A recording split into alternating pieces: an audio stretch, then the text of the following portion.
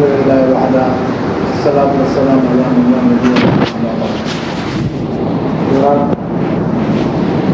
یہ دیر ہو گئی رات ایک مہمان آئے تو ان کو دہلی چلا گیا تھا. ہندوستان سے علماء کرام تشریف لائے ہیں. وہ کابل کے شیخ الحدیث اور معتمد ہیں اور دوسرے جو ہے لاجپور کے شیخ الحدیث ہیں. ہمارے برما کا تعلق جو ہے بہت قدیم ہے ہندوستان سے, اور ہندوستان کے مدارس سے اہل برما اور علماء برما کا قدیم تعلق ہے. ان میں سے ایک مدرسہ ہے, مدرسہ تعلیم الدین جاوید. وہ جاوید سے بہت قدیم تعلق ہے.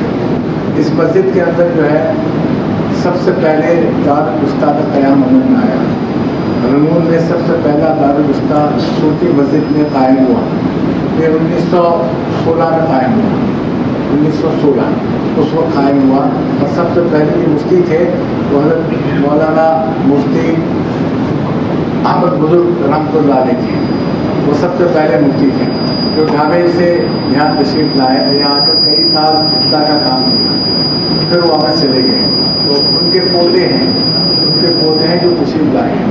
اور ایک دوسرے ان کے بعد جو ہے اور مفتیان کرام آئے. ان میں سے ایک جو ہے مولانا مفتی مرغوب احمد صاحب تھے, جنہوں نے کافی مدت کام کیا, لڑائی تک, جنگ عظیم تک کام کیا. ان کے بھی پوتے آئے ہوئے ہیں, مفتی رشید احمد لاجپوری. تو یہ ان کے خاندان کی نسبت پر جو ہے یہاں پر تشریف لائے ہیں. ان کے دادا جو ہے بہت بڑے حضرات تھے, اس وقت کے مانے ہوئے مفتی تھے. اس وقت کے جو ہے بڑے بزرگوں میں سے تھے, اور پورے ہندوستان میں ان کا فتویٰ مانا جاتا تھا اور قبول کیا جاتا تھا. تو بڑے حضرات تھے. تو یہ اس مسجد پر اللہ نے یہ خصوصیت دی ہے کہ دین کے کاموں کی ابتدا یہی سے ہوئی ہے. بہت سارے دین کے کام ہیں جن کی ابتدا یہی سے ہوئی ہے. ختم نبوت کا کام اس کی ابتدا بھی یہی سے ہوئی ہے. اور اسی طرح جو ہے اور دوسرے بڑے دینی کام ہیں جس کو اللہ تعالیٰ نے شرف بخشا. اس مسجد کو اس مسجد سے اس کام کی ابتدا ہوئی. اور ہر زمانے میں بڑے علماء یہاں رہے ہیں, یہاں بڑے بڑے علماء رہے ہیں. اب اگر میں تاریخ بیان کروں تو بہت لمبا ہو جائے گا. کہ مسجد جو ہے سب سے پہلے 1854 میں قائم ہوئی. اس مسجد کو بنایا گیا 1854 میں. ایک آدمی نے جو مسجد کی تعمیر کی, ملا اسماعیل نے اس مسجد کو بنایا. اور بنانے کے بعد انگریز جب قبضہ کیا انگریز نے جو ہے ساری زمینیں لے لی اور سب جگہ لے لی. لیکن بعد میں انہوں نے تمام مذاہب والوں کو جگہ دیا کہ تم اپنے جو ہے عبادت کی جگہ جو یہاں پر قائم کرو. تو مسلمانوں کو یہی جگہ دیا گیا کہ یہاں قائم کرو. لیکن وہاں دیر ہو گئی تو مسلمانوں نے مسجد تعمیر نہیں کر پائے, تو دیر ہو گئی. تو وہ کمشنر نے جگہ لے لی واپس. لیکن پھر مسلمانوں نے اس کو پیسے دے کر یہ جگہ خریدا. 5 رانگیر کے 5 حضرات نے اس جگہ کو پیسے دے کر خریدا. 3 گنا زیادہ پیسے دے کر خریدا. اور خریدنے کے بعد جو ہے اس زمین کو وقف کیا. اور اس زمانے کے اعتبار سے 1,000 3,000 3,000 اس طرح پیسے لگائے. کافی بڑی رقم تھی اس زمانے کے اندر. یہ خرید کر وقف کیا گیا ہے. اس کے بعد اللہ نے اس مسجد کو ایک رونق بخشی. اور اس مسجد میں ہمارے اکابرین, ہمارے بزرگ سب تشریف لائے. کشمیری رحمۃ اللہ علیہ سے لے کر مولانا خلیل احمد سہارنپوری رحمۃ اللہ علیہ, تھانوی رحمۃ اللہ علیہ, اور بڑے بڑے اکابرین یہاں تشریف لائے. اور تھانوی رحمۃ اللہ علیہ نے اسی نمبر پر بیٹھ کر جو ہے واز بیان فرمایا ہے. وہ واز چھپا ہوا ہے ملت ابراہیمی کے نام سے, وہ شائع ہے. حضرت مولانا علی میاں صاحب رحمۃ اللہ علیہ اور دوسرے بڑے اکابرین آئے. جو بھی آیا اس مسجد میں آیا. اور حضرت مولانا ظفر احمد صاحب عثمانی رحمۃ اللہ علیہ بہت بڑے علامہ تھے اپنے زمانے میں. وہ بھی ہر رمضان میں آتے تھے, یہاں آ کر جو ہے تفسیر بیان کرتے تھے. ان کے علوم کی تو کوئی حساب ہی نہیں. اللہ تعالیٰ نے ان کو اتنا ہی عطا فرمایا. انہوں نے کتاب لکھی ہے احیاء السنن, جو اس زمانے کا, اس صدی کا سب سے بڑا کارنامہ ہے. تو وہ یہ حضرات مفتیان کرام تھے. دارالفتا کا قیام یہی تھا. یہیں سے جو ہے سارے فتاوے جاتے تھے. وہ بڑا شان و شوکت کا زمانہ تھا. تو یہ لڑائی کے بعد تک آخری मुफ्ती इस्माइल गोरा साहब हिंदुस्तान से यहाँ तशरीफ लाए थे, उन्होंने इफ्ताह का काम किया। उसके बाद हज़रत मुफ्ती महमूद दाऊद यूसुफ साहब रहमतुल्लाह अलैह, फिर हज़रत मुफ्ती सुलेमान दाऊद यूसुफ रहमतुल्लाह अलैह, हज़रत के जो है भाई, उन्होंने यहाँ पर काम किया दारुल इफ्ताह में। और वो दारुल इफ्ताह की जो रजिस्ट्रेशन मौजूद है, फतवा जो लिखे गए हैं वो सब मौजूद है, और उसकी तरतीब भी हो रही है अभी इंशाअल्लाह। तो बहरहाल ये मत समझिए कि ये मस्जिद जो है कोई मामूली जगह है। इस मस्जिद को अल्लाह ने बहुत बड़ा जो है मकाम बख्शा है। सिर्फ बर्मा के अंदर नहीं, पूरे हिंदुस्तान के अंदर में ये मस्जिद जो है मशहूर और मारूफ है, और अकाबरीन के आने की जगह है। अकाबरीन के बरक़ात यहाँ पर मौजूद हैं। तो उनके पोते आए हुए थे, दोनों आए हुए हैं, इंशाअल्लाह यहाँ आएंगे, मुलाकात हो गया गुजरात से।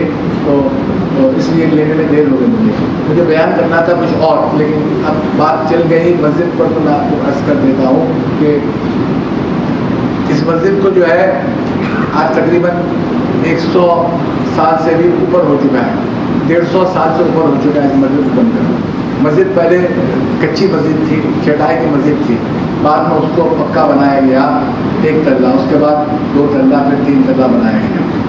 तो हमारे अकाबरीन ने उसके लिए दुआएं की हैं और अल्लाह के हुजूर में मांगा है, अल्लाह ताला ने उसकी बरकत से जो है इसको जो है मरकज़ियत अता फरमाई। ये मस्जिद एक मरकज़ी हैसियत रखती है। इस वक्त जो है, इस वक्त भी और पहले भी पूरे बर्मा के अंदर इसकी हैसियत मरकज़ की है एक इस्लामी कामों के लिए। यहाँ से जो है तमाम दीनी काम शुरू हुए, और तमाम दीनी कामों का अल्लाह ताला ने जो है रौनक बख्शा और तरक्की दी। बहुत सारे काम हैं जो दीनी काम यहाँ से हुए। यहाँ के जो इमाम थे, बड़े बड़े अब्तरीज़मान, बड़े अपने ज़माने के बड़े इमाम थे। सबसे पहले यहाँ पर इमामत की बाज़ाबिता तौर पर हज़रत मौलाना कसलतवी रहमतुल्लाह अलैह, मौलाना अब्दुल हई कसलतवी रहमतुल्लाह अलैह, जो बहुत कदीम बुज़ुर्ग हैं, जिन्होंने बहुत सारी किताबें लिखी हैं। उनकी एक किताब ऐसी किताब है अल-जवाहिर व ज़वाजिर, जिसके बारे में उलमा कहते हैं इमाम गज़ाली के इह्या उलूम के मुक़ाबिल में किताब है। तो वो उन्होंने किताबें लिखी और यहाँ पर इमामत किया। यही मदफून है, कंडो बटेल में मदफून है, बड़े बुजुर्ग थे। उसके बाद जो है मौलाना इब्राहिम साहब रानी रहमतुल्लाह तशरीफ़ लाए, हकीम रानी साहब रहमतुल्लाह अलैह रानी से। तो वो जो है इस मस्जिद के अंदर उन्होंने बहुत सारा इस्लाह का काम किया। इस मस्जिद में जो गलत बातें हो रही थी और गलत अकायद थे, गलत नज़रियात थे, यानी बिदअत और गलत काम हो रहे थे, उसको उन्होंने इस्लाह करके ख़त्म फरमाया। उस ज़माने के अंदर उन्होंने इस्लाह करके उन कामों को ख़त्म फरमा दिया और इस मस्जिद को खालिस जो है अपने अकादमी देवबंद के तर्ज पर इस मस्जिद के अंदर जो लोग थे उसको बना दिया। तो ये मौलाना इब्राहिम साहब रानी रहमतुल्लाह अलैह बड़े बुजुर्गों में से थे, बहुत बड़े बुजुर्ग थे। उसके बाद जो है और दूसरे इमाम आए, दरमियान में जो है मस्जिद नबवी का इमाम आया, जो मस्जिद नबवी में इमामत कराता था। पता नहीं उसको अल्लाह की तरफ से उसके ख्वाब में कुछ इशारा हुआ या तो और बात हुई, वो यहाँ आ गए और यहाँ आकर उन्होंने एक मुद्दत यहाँ इमामत की और यहीं पर इंतकाल हुआ, टामे कब्रिस्तान मशहूर है।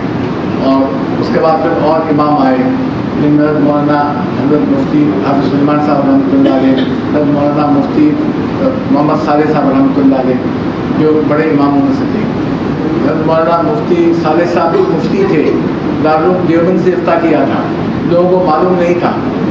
हज़रत मौलाना मुफ्ती सुलेमान साहब उन्होंने सहारनपुर से इफ्ता किया था, लोगों को मालूम नहीं था, वो तो फतवा भी लिखते थे, तो उन्होंने भी यहाँ काम किया। लेकिन उन लोगों की एक खुसूसियत थी, एक खूबी थी इन बड़े अकाबरीन की, कि उनके अंदर में नफ्सानियत नहीं थी। इस बात को अच्छी तरह समझ लें कि उनकी खूबी ये थी कि उनके अंदर में नफ्सानियत नहीं थी, उनके अंदर खालिस लिल्लाहियत थी।